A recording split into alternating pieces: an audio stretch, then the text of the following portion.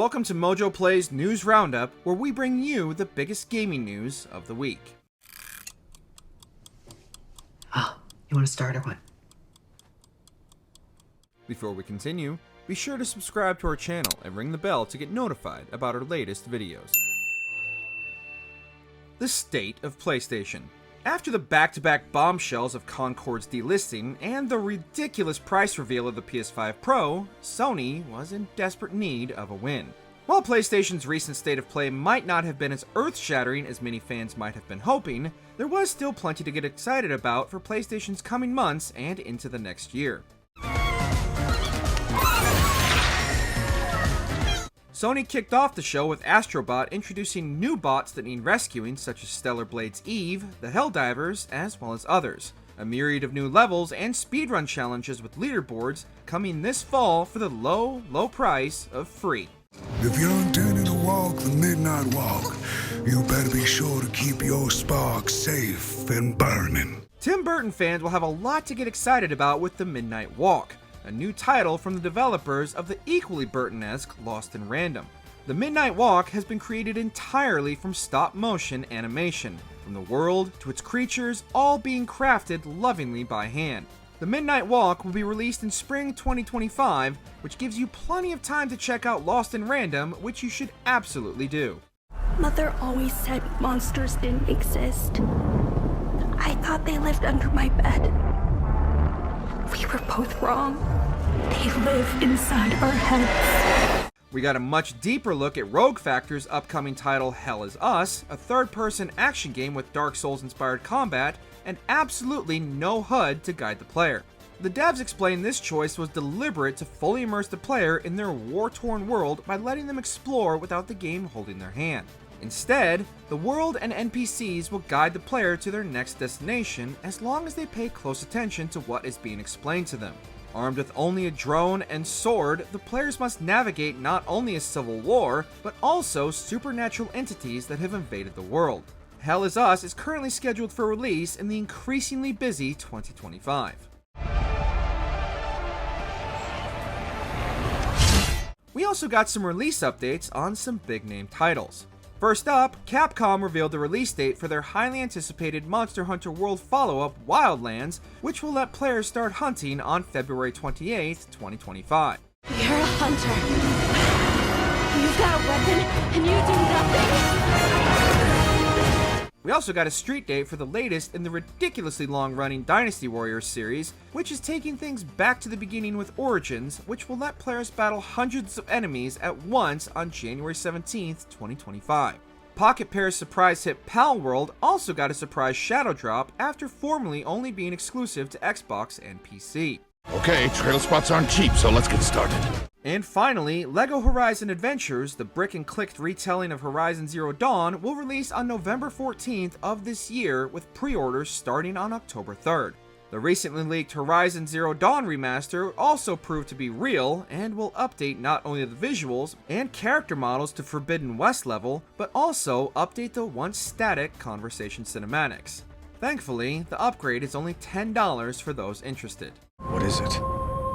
The end. Or how it begins, anyway.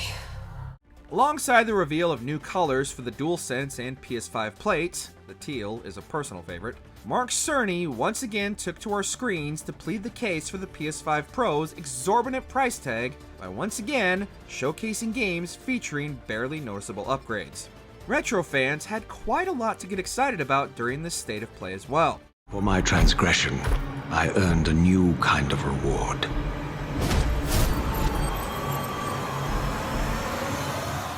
Agony. Not only was the long-rumored and often leaked Soul Reaver remaster fully revealed and releasing this December 10th just in time for the series' 25th anniversary, but 90s RPG fans will get to relive two of the best classics of the genre as Lunar Silver Star Story and its follow-up, Lunar 2 Eternal Blue, are also receiving remasters and will release in spring 2025. The once mobile exclusive Fantasian Neo Dimension from the original creators of the Final Fantasy franchise will be coming to consoles on December 5th. And lastly, while updating fans on the upcoming PS Plus titles for October, PlayStation just casually announced the long-demanded Dino Crisis will be coming to PS4 and 5 via PS Plus Extra. We know it's not a remake or a remaster, but we'll take whatever we can get at this point. A couple games got some DLC updates, as Keanu Reeves will be reprising his role as Shadow from the upcoming movie Sonic the Hedgehog 3 as part of a DLC pack releasing on December 12th, a week before the film hits theaters on December 20th. Huh? I've taken on another form? Alan Wake's nightmare isn't over yet, and he's pulling the Bureau of Control in deeper than ever before with a new expansion for Alan Wake 2, The Lake House, just in time for the spooky season this October. However, Sony wasn't finished yet and decided to close out the show with just one more thing. If I had any clue what was waiting for us in there, I would have just kept on driving. The new Ghost. Still think you're the hunter?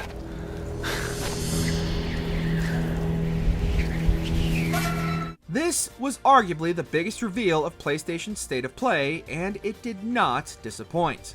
Long rumored and anticipated, Sucker Punch gave players their first look at their new title, Ghost of Yotei, their long-awaited follow-up to Ghost of Tsushima, which was released back in 2020. However, instead of continuing Jin Sakai's story, Ghost of Yotei introduces players to a new ghost taking up the mask, Atsu, whose story will take place 300 years after the events of Tsushima. Sorry, Jin fans, this means there's absolutely no possibility of a cameo by the original Ghost. Instead, Sucker Punch is taking a more anthology route with the series, mentioning in a PlayStation blog post that Yotei is just the start of additional spin-offs in the series, noting their love of origin stories as a basis for the new setting and heroine. The new game will center around the titular Yotei, a mountain in what is known as Hokkaido today. The team traveled to the region to explore the area and were inspired by the new hazardous terrain as well as the unpredictable and dangerous wildlife. Sucker Punch promises Ghost of Yotei will continue to build on the aspects of the original fans loved, while offering new experiences, mechanics, gameplay improvements, such as new weapons. While not much else is known about Ghost of Yotei at the moment, with the impending 2025 release date, Sucker Punch promises we'll learn more very soon. Sucker Punch has big plans to continue and expand the legend of the Ghost with future entries and adaptations, including the currently in development film adaptation of the original Ghost of Tsushima from John Wick director Chad Stahelski.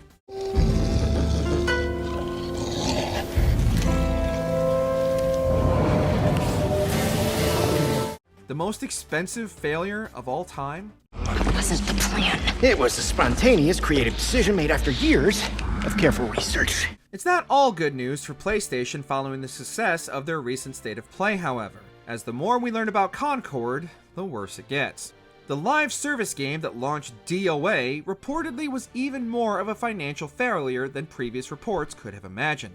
According to sources close to the project, the full development cost wasn't the purported $200 million as previously reported, but actually closer to $400 million. While this number is completely unconfirmed and will likely never know the true cost of development, Sony's push for a major live service title failed so spectacularly, Sony decided to delist the game only 2 weeks after launch, with only roughly 25,000 copies sold worldwide.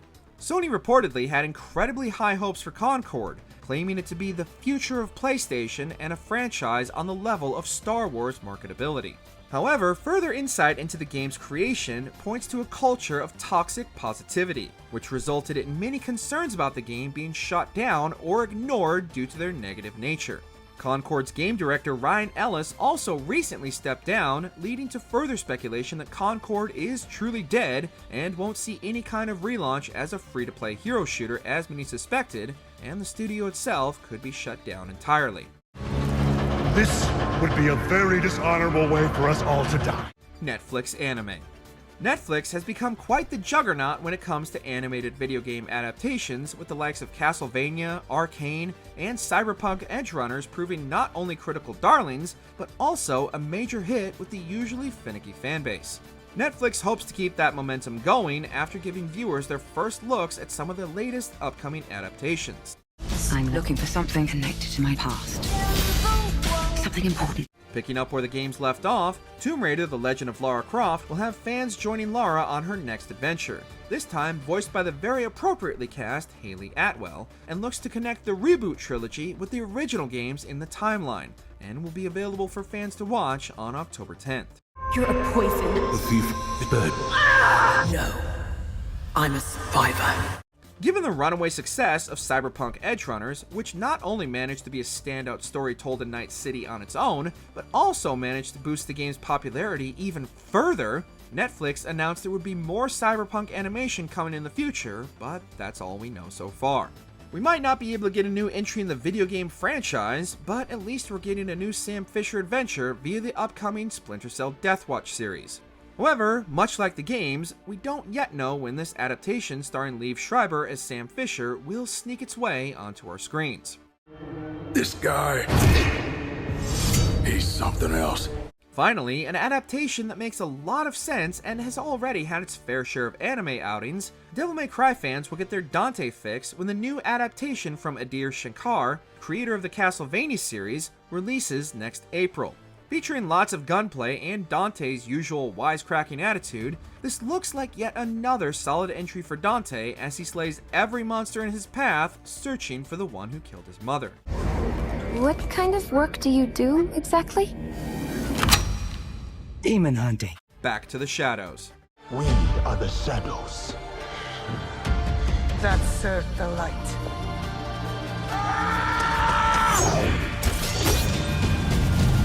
It would seem that Ubisoft's upcoming Assassin's Creed Shadows needs a bit more polish before its release, as Ubisoft announced the game would be delayed from its original November 12th release date to February 14th, 2025. Following cancellations of their scheduled appearances at Tokyo Game Show as well as many other press junkets, speculation was widespread the game could end up being delayed. Ubisoft has had a tumultuous few years to say the least, with many of their big AAA titles falling well short of sales expectations, including their most recent release, Star Wars Outlaws. Many have pointed to Shadow's lackluster showings, which include numerous bugs and glitches even in their promotional trailers. Ubisoft's recent track record of buggy launches is rivaled only by Bethesda, but the delay of their flagship 2024 title could point to the studio learning from their past mistakes and giving the game the time it needs to be a truly polished experience. This delay does, however, potentially put Ubisoft's Samurai Assassin's Creed game in direct competition with Sucker Punch's Ghost of Yotei, in addition to all the other major releases planned for February 2025. We will bring justice back to the people. The Last of Us Day. Can't heal something unless you're brave enough to say it out loud.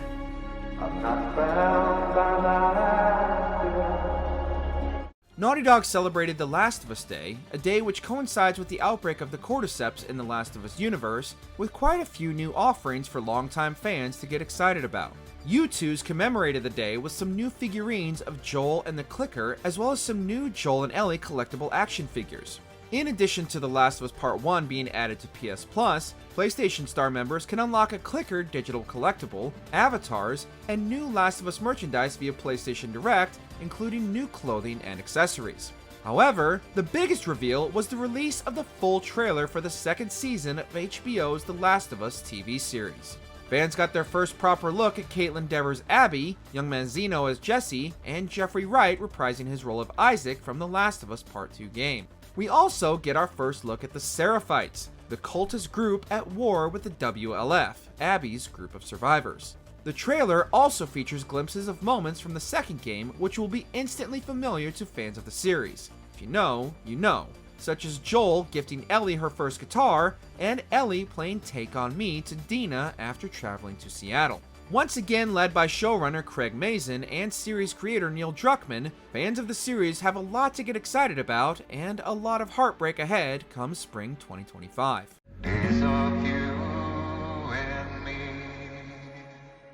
Did you enjoy this video? Check out these other clips from MojoPlays, and be sure to subscribe and ring the bell to be notified about our latest videos.